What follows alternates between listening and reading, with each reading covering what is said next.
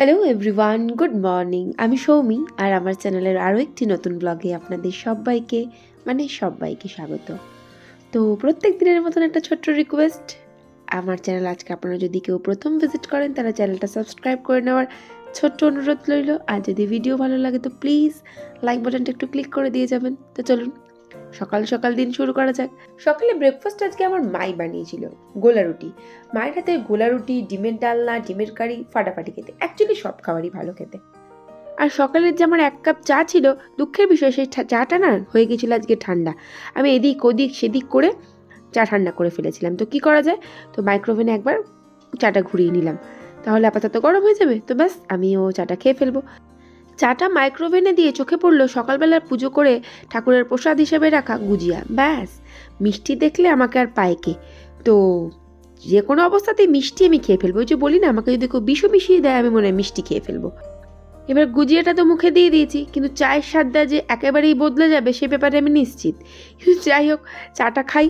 আর এদিকে মা যেহেতু ব্রেকফাস্টটা রেডি করেছে আজকে, তো ভাবলাম তাহলে তমালের ব্রেকফাস্টটা খেয়ে নিক। আর লঙ্কা কুচি দেওয়া ছিল গোলা রুটিটার মধ্যে, সেই জন্য একটা একটা করে লঙ্কার কুচি ছোটো বাচ্চাদের মতন বেছে বেছে খাচ্ছে। এরম করে কে খায় ভাই? যাই হোক, তো গোলা রুটিটা খেয়ে নিল। আর এদিকে আমার হনুমানটা আজকে এখনও ঘুম থেকে ওঠেনি। কালকে নাকি বহু রাত অবধিও পড়েছে।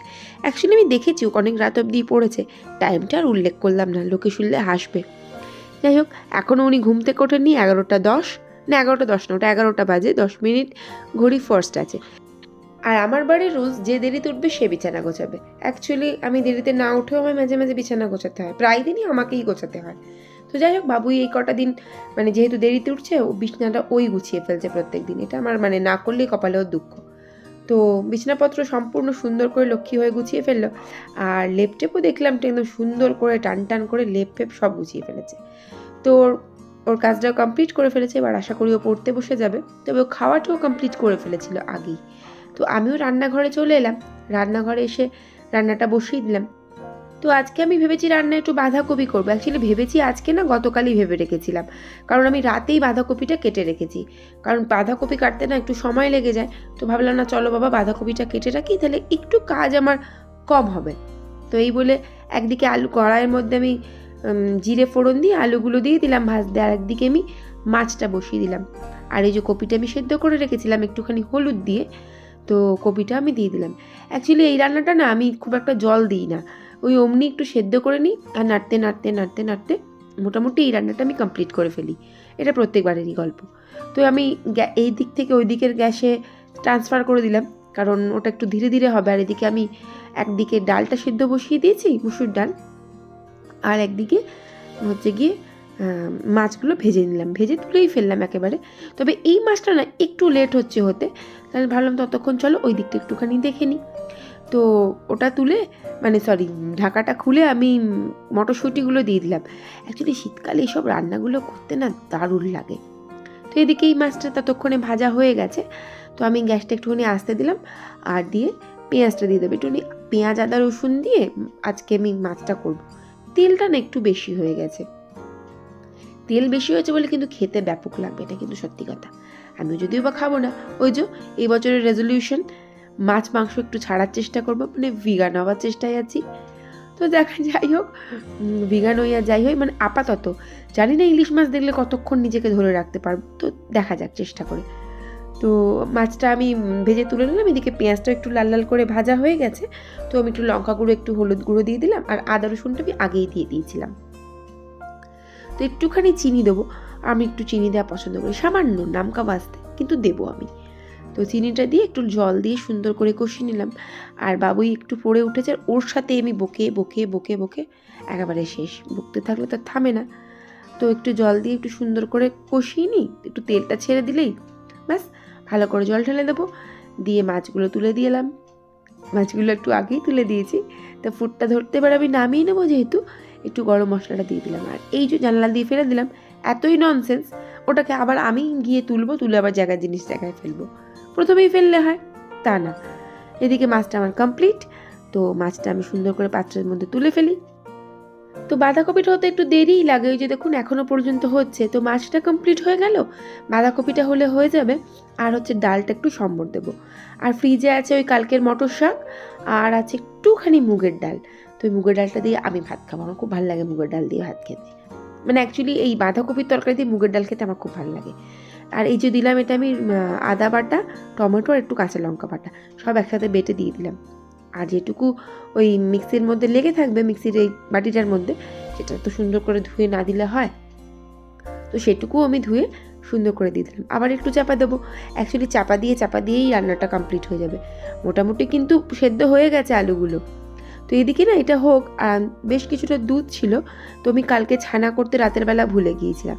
তো ভাবলাম চলো এবেলা একটুখানি ছানাটা করে নেওয়া যাক। আর তার মধ্যে গোবিন্দদা আবার সকালে দুধ দিয়ে চলে গেছে, তো অনেকটা বেশি দুধ হয়ে গেছে, তো সেই জন্য ছানাটা ভাবলাম কাটিয়ে নিই। তো তমাল রাতের বেলা যদি আবার ভুলে যাই, বেচারা তমালের আবার খাওয়া হবে না, কালকে যেমন ভুলে গিয়েছিলাম মনের আনন্দে। তো ছানাটা কাটিয়ে নিই, ব্যাস এইটুকু কাজ করে দিলে আপাতত আমার ওবেলার জন্য একটু হলেও শান্তি। মানে শান্তির কারণ হচ্ছে একদিকে আমার এই ছানাটা থাকবে, আর হচ্ছে ওই যে বাঁধাকপি তরকারি করছি না, সেটা মোটামুটি 2 বেলার জন্য হয়ে যাবে আমাদের। আর যদি বাই চান্স কম পড়ে, মানে যার কম পড়বে সে একটু ডিম ভেজে নেবে, দ্যাটস ইট। তো বাকি রান্নাটা এবার এগিয়ে নেওয়া যাক। তো ওই যে ওখানে ওই দেখে এলেন না, ওই মশলাটা আমি ওই বাটনাটা আমি দিয়ে দিলাম। তো এর মধ্যে আমি একটুখানি অল্প সামান্য লঙ্কা গুঁড়ো দিলাম, আর একটু হলুদ গুঁড়ো, তার আগে একটু জল দিয়ে দিলাম। ওইটুকু জলই হয়তো আমি দিয়েছি রান্নাটাতে পুরো। এরপর আমি এতটুকু জলও আর দেবো না এর মধ্যে। আর ওই যে তখনও দিলাম একটু চিনি, এখনও দিলাম একটুখানি চিনি। তো ব্যাস রান্নাটা মোটামুটি আমার শেষ হয়ে যাবে। আর একটুখানি ঘি গরম মশলা দিয়ে এই রান্নাটা নামালে কিন্তু হয়ে যাবে। তো লাইটার দিয়ে আমি গ্যাস জ্বালাতে গিয়ে বার্নারটাই খুলে ফেলেছে। আমি অসাধারণ রাঁধুনি। যাই হোক, কোনো রকমে সেট করলাম, দিয়ে আবার আমি ওটাকে গ্যাসের মধ্যে বসালাম। আর যদি তখন বললাম না একটু ঘি গরম মশলা দিলেই হয়ে যাবে, তো একটুখানি ঘি দিয়ে দিই। তবে এটা আমার ঘরে পাতা ঘি না, এটা কেনা ঘি। ঘরে পাতা ঘিটা আমি দিলাম না, আপাতত এটা শেষ করে ফেলি, তারপর ঘরের তৈরি করা ঘিটা ইউজ করব। তো এদিকে আমি ডালের জন্য একটুখানি পেঁয়াজ ভেজে নিলাম, আর একটু মানে শুকনো লঙ্কাটা আমার ফুরিয়ে গেছে, তো কাঁচা লঙ্কা দিয়ে ফোড়ন দিয়ে দিলাম। আর ডালটাও ঢেলে দিয়েছিলাম, আর যেটুকু লেগেছিলো সেটুকু জল দিয়ে দিলাম। তো এদিকে ডালটাও হয়ে গেল, তরকারি হয়ে গেল, মাছও কমপ্লিট হয়ে গেছে। তো দুপুরের রান্না আজকে বেশ তাড়াতাড়ি আমার শেষ হয়ে গেল, তো শান্তি। তো এদিকে আমি ভাতের ফ্যানটা উপর দিয়ে দিলাম। তো ভাতের ফ্যানটা উপর দিয়ে দিলাম, ব্যাস এখানে কাজ কমপ্লিট। তো গ্যাসটা খালি পরিষ্কার করে নিলেই হয়ে যাবে। ছোটোবেলায় যখন মা কোনো কারণে কোথাও যেত না, ভাতের হাঁড়ি উপর দিতে গেলে পুরো জীবন আমার মানে বিভীষিকা হয়ে উঠতো। তো রান্নাবান্না কমপ্লিট যেহেতু হয়েই গিয়েছিলো, তাই ভাবলাম চলো একটুখানি রোদে গিয়ে বসা যাক। আমার আবার খুব একটা বেশি রোদ সহ্য হয় না। তো এইটুকু রোদ শেষের দিকে পড়ে এসে এইখানটাতে আমার ঠাকুর ঘরের সামনেটা, আমি ওখানটা একটুখানি বসলাম, একটুখানি ফোন ঘাঁটছিলাম। আর একটুখানি লেবু এনেছিল তো আমার, তো ওই লেবুগুলো খেয়ে নিলাম। মানে অনেকদিন ধরেই পড়ে আছে, এবার না খেলেই তো আমার কিচিরমিচির করবে। দরকার নেই বাবা লোকের কিচিরমিচির শোনার, আমি খাবারটা মানে ফলটা খাইয়ে কমপ্লিট করে ফেললাম। তো কাজ ফেলে রেখে তো লাভ নেই, ছাদ থেকে জামা কাপড়গুলো পেরে নিয়ে এলাম, তো সেগুলো মানে ঝমঝম করে গুছিয়ে ফেলাটাই জরুরি, কেন ফেলে রাখলে ফেলাই থাকবে। তো সব জামা কাপড়গুলো গুছিয়ে নিলাম। আর বাবুইয়ের খেতে এখনও দেরি আছে, যেহেতু আজকে কাজটা আমার অনেকটাই তাড়াতাড়ি হয়ে গেছে। তো আমি ভাবলাম নিচে যে গাছগুলো আছে না, গাছগুলোর অবস্থা শোচনীয়। ছাদের গাছগুলো বলুন বা নিচের গাছ, একদমই না যত্নাত্তি করছি না, খুব অসভ্য হয়ে গেছি আমি। তো একটুখানি গাছগুলোর একটু আদর আপ্যায়ন করে নিই। তো বাবুয়ের খেতে দেরি, আমারও খেতে দেরি, তো এইগুলো করে নিলে অনেকটা ভালো লাগবে, আমারও ভালো লাগবে যে অনেক দিন পরে এই কাজগুলো একটু করে নিই। কাজটা তো করাও দরকার, সেই জন্য আর কি। তো যাই হোক, এইটুকু টুকটুক করে কাজগুলো করি, আর বাবুই খেতে চাইবে যখন, তখন আমি ওকে খাবারটা দিয়ে দেবো। তো ব্লগটা আমি আজকে এখানে শেষ করলাম। ভালো লাগলে প্লিজ পাশে থাকবেন, আর ভিডিওটা দেখার জন্য থ্যাংক ইউ সো